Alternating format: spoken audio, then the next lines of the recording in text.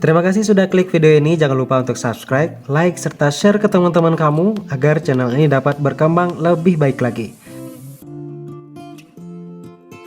Tahukah kamu, kenapa di Indonesia playboy itu dikaitkan dengan buaya? Padahal buaya itu hewan yang setia loh. Buaya dianggap sebagai hewan yang setia, terutama karena perilaku mereka selama musim kawin dan dalam menjaga keturunan. Nah, berikut ini adalah alasan kenapa buaya dikatakan sebagai hewan yang setia. Pertama, dalam beberapa spesies, buaya jantan akan memilih satu betina untuk kawin selama musim kawin tertentu, meskipun mereka tidak selalu monogami seumur hidup. Kesetiaan mereka pada satu pasangan selama musim kawin dianggap sebagai bentuk kesetiaan sementara. Kedua, buaya betina dikenal sangat protektif terhadap sarang dan telurnya. Mereka akan menjaga telur dengan hati-hati hingga menetas, terus melindungi anak-anak mereka setelah lahir. Nah, tindakan ini dianggap sebagai bentuk kesetiaan ibu terhadap keturunannya. Ketiga, buaya jantan akan melindungi wilayah kawin mereka, termasuk betina yang menjadi pasangan mereka.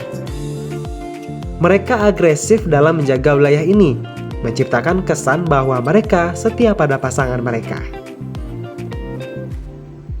Kesetiaan buaya ini telah bersifat instiktif, berfokus pada reproduksi dan kelangsungan hidup keturunan, dibandingkan dengan konsep kesetiaan emosional seperti yang kita lihat pada manusia. Lalu, kenapa istilah buaya yang digunakan untuk menggambarkan laki-laki yang tidak setia sebenarnya berasal dari stereotip yang berkembang dalam budaya populer? Meskipun buaya di alam menunjukkan beberapa perilaku setia, istilah ini digunakan dalam konteks sosial sebagai metafora untuk seseorang yang licik, manipulatif, atau tidak dapat dipercaya dalam hubungan romantis.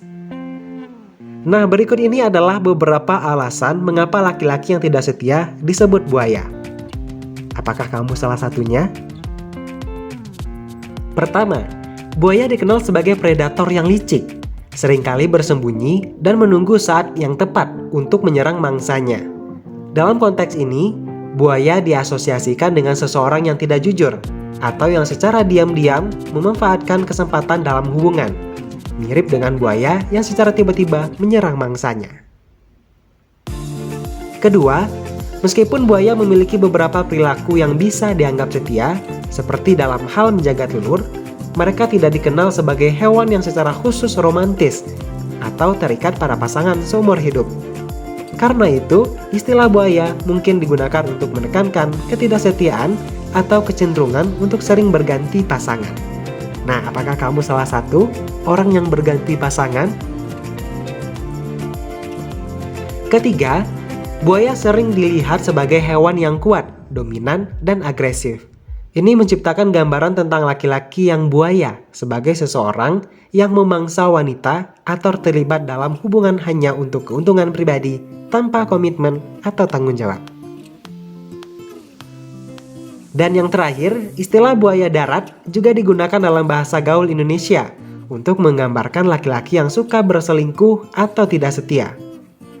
Buaya darat merujuk pada perilaku seseorang yang hanya mengejar kepuasan tanpa peduli pada perasaan pasangan, mirip dengan cara buaya memangsa tanpa ampun. Lalu, kenapa di Indonesia konteks ketidaksetiaan lebih dikaitkan dengan buaya, bukan dikaitkan dengan kelinci? Nah, berikut ini adalah alasannya.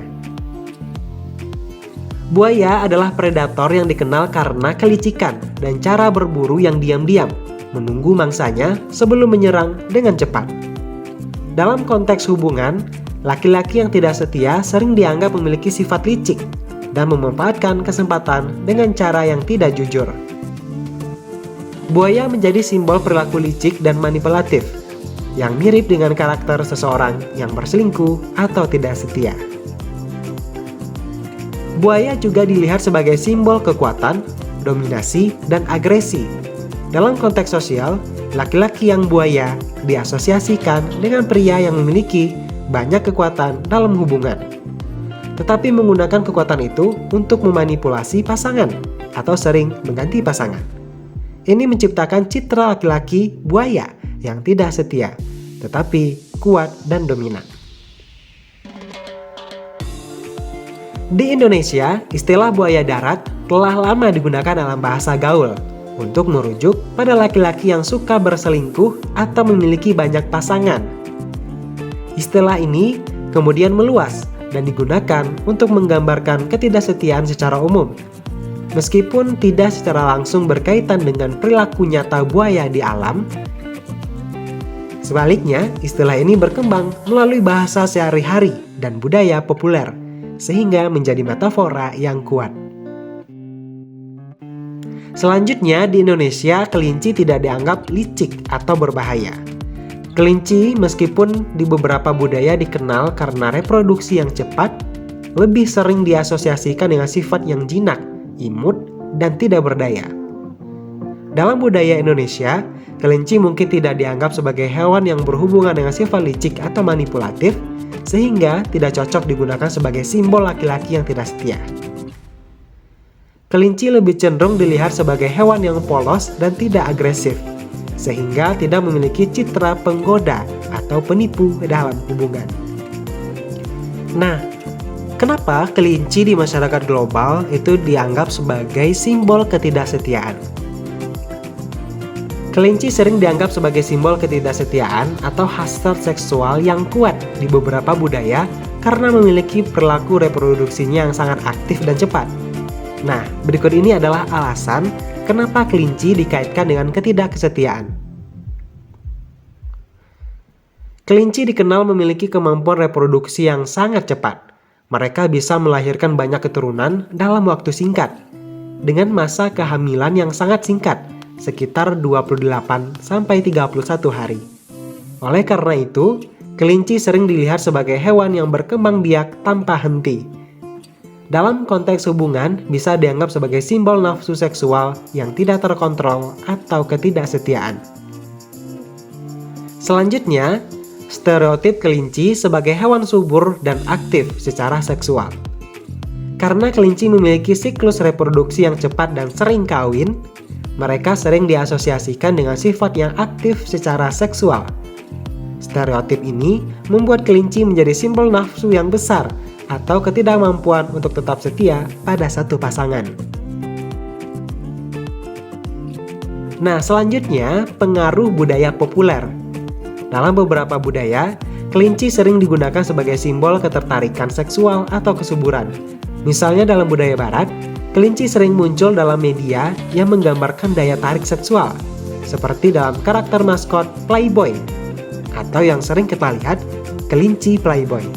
Meskipun ini adalah simbol budaya populer yang terbatas pada konteks tertentu, asosiasi kelinci dengan ketidaksetiaan dan nafsu menjadi semakin kuat.